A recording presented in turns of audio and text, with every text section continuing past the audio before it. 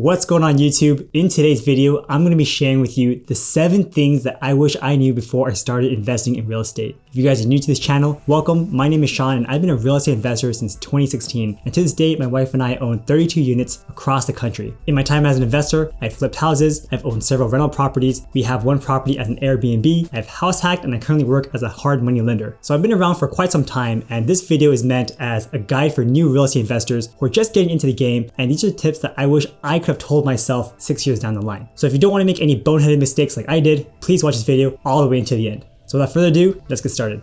So the very first tip that I wish I knew as a new real estate investor is to not over leverage. One of the coolest things about real estate investing compared to other businesses is that you have the ability to use other people's money, also known as OPM. And the concept behind this is that you're not expected as a real estate investor to pay for the entire property. It's well known in the industry that most people come in with 20% for the down payment, and then a bank or other financing company will come up with the other 80%. So you're using someone else's money to help you buy this property, but because you own this property, you get all the benefits from it. You get all the rents, you get all the tax deductions, and you get all the profits when you sell it. So that's what leveraging is. You put 20% down and someone else comes with 80%. Now the problem happens when you over leverage, when you get too much financing. Some people in my space have decided that instead of just leveraging 80% of the purchase, they also leverage the 20% for the down payment, and they leverage another 10 or 20% for the construction costs and to pay for the mortgage and to pay for all the other expenses like property taxes, insurance, etc. So they're crazy over leveraging to buy a property, and this isn't even a buy and hold property, right? This is a speculative flip deal. So they're buying the property to renovate and then sell at a profit. But what happens when the market turns on you? Then not only are you leveraged, you're super over leveraged and the property is down. So at some point you might actually owe more money than the final property is worth. And I've seen a lot of people early 2016, they were going through the same thing as me, flipping houses, raising a bunch of money, and then the market turned on them and they owed a lot more money than the property was worth. And so a lot of these lenders were going after them. So in my personal experience, I didn't do that. But what I did was I over leveraged by doing multiple projects at the same time. So for example, let's say I had $500,000 in liquid capital to do deals, but instead of just focusing on doing one deal at a time, I decided to do 4 deals at a time. So normally, $500,000 is enough for the down payment, closing costs, rehab costs for all these projects, and enough buffer room in case one of the deals goes south. But if all 4 deals go south at the same time, then it puts you in a really bad situation. And unfortunately, that happened to me. So if I can go back in time, I wouldn't mind doing projects during that time frame, and yeah, maybe losing money on 1 or 2 of them, but I wouldn't over leverage and just put all of my money to work, because when things happen, you get hurt really badly when you over leverage. Another thing about over leveraging is when you over leverage, a lot of the profit you make goes to the lenders. You're gonna be spending a lot of money on paying for the fees and the interest rates to all of your lenders. So even though your ROI looks like an infinite number because you put none of your own money in the deal, the actual dollar amount you get out is a lot less than if you were to just put some of your own money in the deal in the first place. So lesson number 1,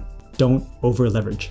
Lesson number 2 is to have multiple exit strategies. Let's say you're flipping a house. The real estate market is very complex and no one knows for sure exactly how it's going to go one way or the other. So some people have these strategies where they're going to buy a house, fix it up, flip it, and sell it. What happens when the market turns? They should have another exit strategy. Will this property work as a rental property? Can you convert this property into an Airbnb? What if you're buying this project as an Airbnb and then the city changes the regulations? Does the project still work as a long-term rental? Again, one of my big issues was that I was doing some of these projects without a second exit strategy. So when the market turned, it was very hard for me to then convert it into something else. Right now, because of Airbnbs, you're able to rent out the properties at significantly higher rents to maybe make up for your debt. But one thing that was really hurtful for me personally was that I wasn't able to refinance these projects into a long-term debt solution. So every year I'd have to refinance for just 1 more year and pay a lot of fees associated with it. Plus these are all hard money loans. So again, these interest rates were really high. If I was able to refinance these properties and bring on some partners, we might have been able to do something else, like refinancing this into a long-term play, a 30-year fixed loan at 3% interest. That way the Airbnb would have been successful and we could have just rented it out for many years to come until the market recovered. But because I had no exit strategies, my only exit was to flip it. Then when the market turned, I had no other option. So lesson number 2, always have multiple exit strategies, at least in the back of your head.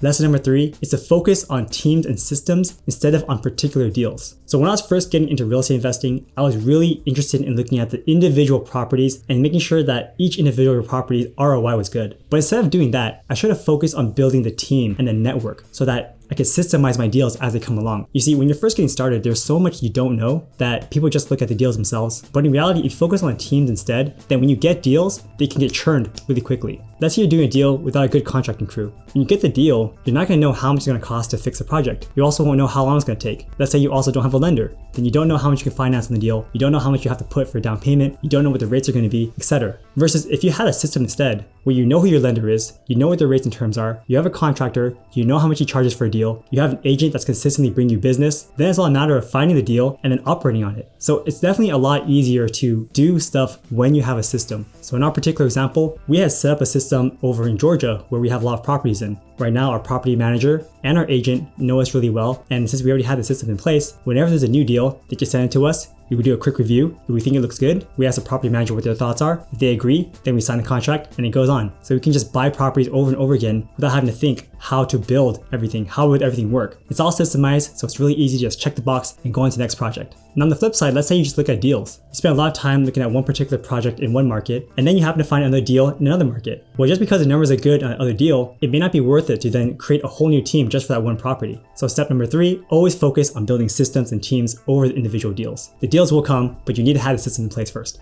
So number 4 is understanding the different financing options. When I first got started with real estate investing, I only knew about conventional loans. You had to put 20 or 25% down, and they ask for your tax returns and income statements, etc. But in reality, there's a lot of different ways you can finance deals. Hard money loans are a great example. You can buy a house in bad condition and not have enough income to support this purchase, but if the deal makes sense, you can get a loan on it. I even had an opportunity to buy a 32-unit apartment complex in Jacksonville, Florida a few years ago, but because I couldn't find financing, I lost a deal. And that same deal was offered to me at $1.35 million. And just a few years later, the new buyer sold that property for $2 million. So I lost out on a huge opportunity because I couldn't find financing on that particular deal. When you're first getting started, understand your different financing options, make a lot of phone calls, call different banks, find out their terms, how to do business with them, because at the end of the day, money is out there. You just need to go out there and find it. And number 5, tying into the last one, is you actually don't need 20% down. What you really need are good partners and potential private money lenders. Now this tip kind of contradicts tip number 1 a little bit because I said don't over leverage, but tip number 5 is different in that you're trying to find partners, okay? You want to find partners and private money lenders who really believe in your deal. And again, as long as you build your systems, you build your business, and you find a great deal, it won't be hard to raise funds. It's hard to raise funds when you don't have a good deal. So as an example, let's say you're buying a property in the Bay Area where all the other properties are worth $1 million.